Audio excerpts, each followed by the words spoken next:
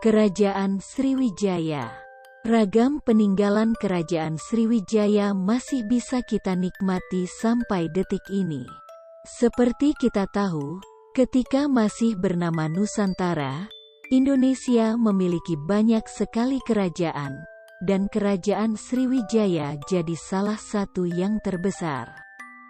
Kebesaran itu pun bisa kita ketahui lewat beragam peninggalan Kerajaan Sriwijaya.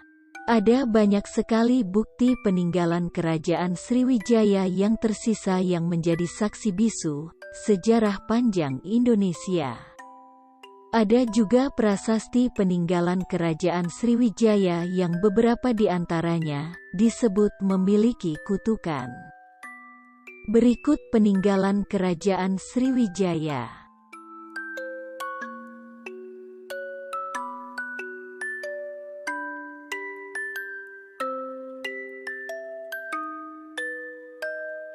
Perkembangan Kerajaan Sriwijaya. Faktor pendorong.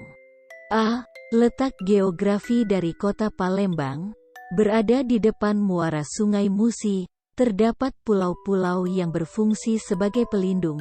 Kondisi itu menjadikan Sriwijaya sebagai jalur perdagangan internasional. B.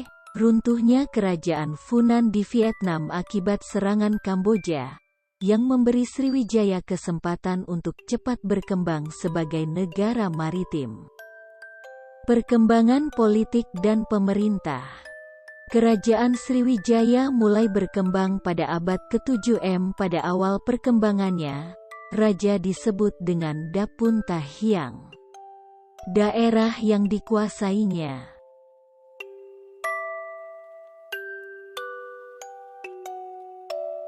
Perkembangan ekonomi. Kehidupan ekonomi Kerajaan Sriwijaya pada awalnya bertumpu pada kegiatan pertanian dan berkembang seiring kemajuan Sriwijaya sebagai kerajaan maritim. Kehidupan ekonomi Kerajaan Sriwijaya meliputi kegiatan pertanian, hasilnya kemudian diperjualbelikan kepada para pedagang asing yang singgah.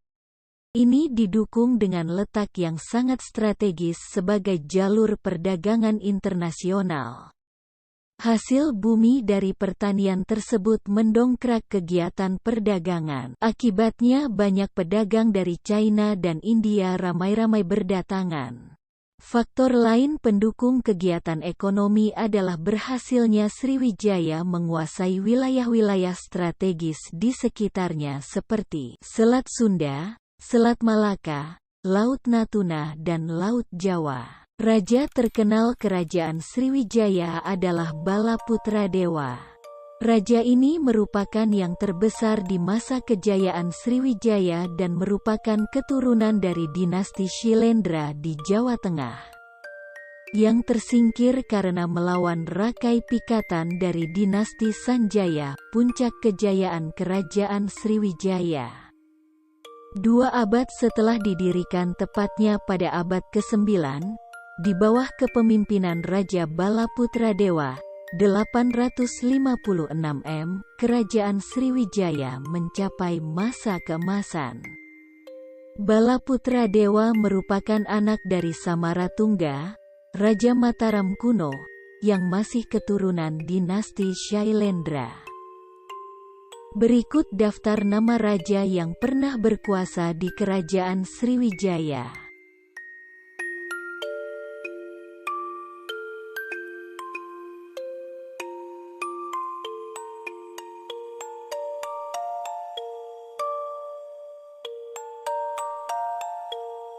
Sistem kepercayaan Kerajaan Sriwijaya. Penduduk Sriwijaya menganut ajaran Buddha. Ising, seorang pengelana dari Cina, mencatat Kerajaan Sriwijaya punya peran penting sebagai pusat pengajaran agama Buddha. Aliran Buddha yang dipelajari di Sriwijaya meliputi Mahayana dan Hinayana. Kerajaan Sriwijaya punya beberapa pemuka atau pengajar agama Buddha yang kesohor, yakni Dharmapala, Sakyakirti, dan Dharmakir. Dharmakirti adalah guru dari Atisa, biksu asal Tibet yang belajar agama sampai ke Sriwijaya. Selama tahun 1011 sampai 1023 M, Atisa tinggal di Sriwijaya untuk berguru kepada Dharmakirti. Dharmapala pernah mengajar di Benggala, Bangladesh.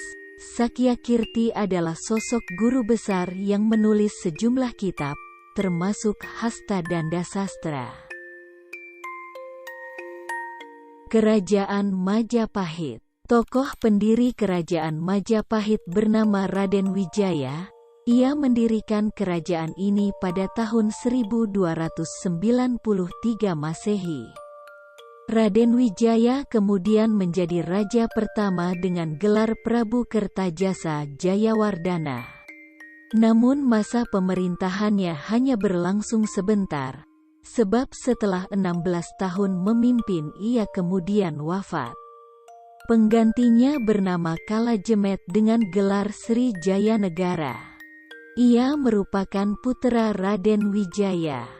Berkuasa dari tahun 1309 hingga 1328 Masehi. Berakhirnya kekuasaan Srijaya Negara disebabkan karena dibunuh oleh seorang tabib yang memiliki dendam. Kalajemet kemudian digantikan oleh Tribuana Tunggadewi yang merupakan saudara perempuannya. Raja ketiga ini memerintah dari tahun 1328 hingga 1350. Pada masa pemerintahannya, muncul tokoh pemberani dan kuat bernama Gajah Mada yang kemudian diangkat menjadi Mahapatih Amangkubumi. Sebab berhasil meredam pemberontakan yang terjadi. Kehidupan sosial ekonomi. Kehidupan sosial masa Majapahit aman, damai dan tentram. Dalam kitab Negara Kertagama disebutkan bahwa Hayam Wuruk melakukan perjalanan keliling untuk melihat kemajuan dan kesejahteraan rakyatnya. Perlindungan terhadap rakyat sangat diperhatikan. Demikian juga peradilan, dilaksanakan secara ketat, siapa yang bersalah dihukum tanpa pandang bulu. Dalam kehidupan ekonomi, masyarakat Majapahit hidup dari pertanian dan perdagangan.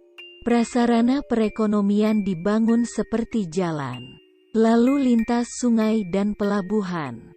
Pelabuhan yang besar antara lain di Surabaya, Gresik dan Tuban. Barang dagangan yang diperjualbelikan antara lain beras, rempah-rempah dan kayu cendana. Kehidupan ekonomi Kerajaan Majapahit. Prasasti dari masa Majapahit menyebutkan berbagai macam pekerjaan atau mata pencaharian yang sudah dilakukan oleh masyarakat pada masa itu. Seperti pengrajin emas, perak, penjual minuman, daging. Mata uang yang digunakan dibuat dari bahan campuran perak, tembaga, timah putih dan hitam.